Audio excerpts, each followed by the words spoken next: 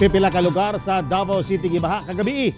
Atong sayron ang detalye niini sa live report ni Jandy Esteban. Jandy.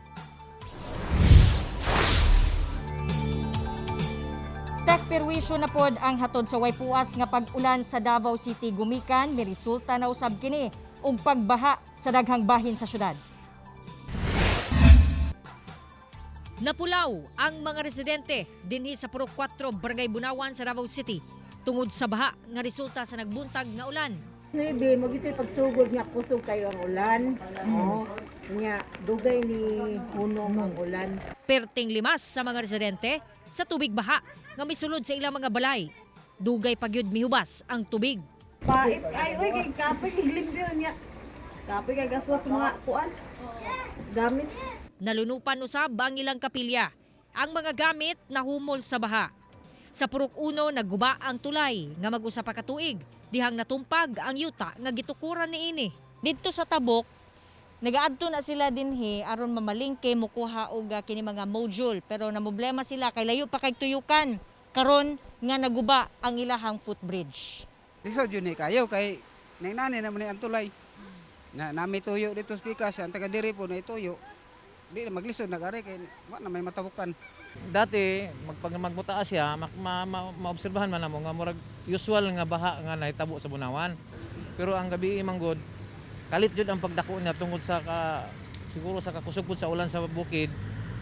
Nya duha ba ya kasapa nagtabang ani Bunawan River ug Likanan River. So, gawa sa Bunawan, gibaha usab ang kabalayan sa St. Michael Village, Barangay Panakaning Syudad kagabii. Daw nahimong sapa ang dakong bahin sa Barangay Vicente Hizon tungod sa baha. Daghang motorista ug mga pasahero usab ang natanggong sa downtown area tungod misaka na ang tubig. Base sa initial na itong assessment, dili lang ang tungod sa pag-apaw sa tubig diri sa sapa sa Bunawan River ang hinungdan. Although mo ni ang majority nga coast, no? Pero isa po na itong nabantayan, ang kaning mga surface water gikan sa ibabaw, kaning gikan diri sa may bandang may mga mahayag, pagbabaan na basti kung dunay problema sa mga drainage system. Sumala sa pag-asa nga agbuhos sa ulan daw sama sa pag-ulan sulod sa usa ka bulan. Rason nga gibaha ang dakong bahin sa Davao City.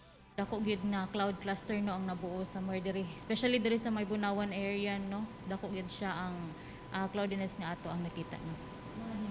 Yes ma'am, localized thunderstorm po.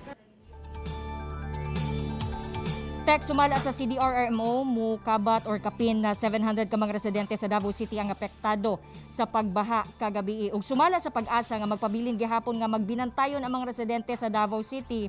Gumikan na ilabay na tong mga nagpuyo daplin sa sapa. Gumikan makasinati gihapon kita og pag-ulan-ulan tungod niining localized thunderstorm. Tek. Daghang salamat, Jandy Esteban.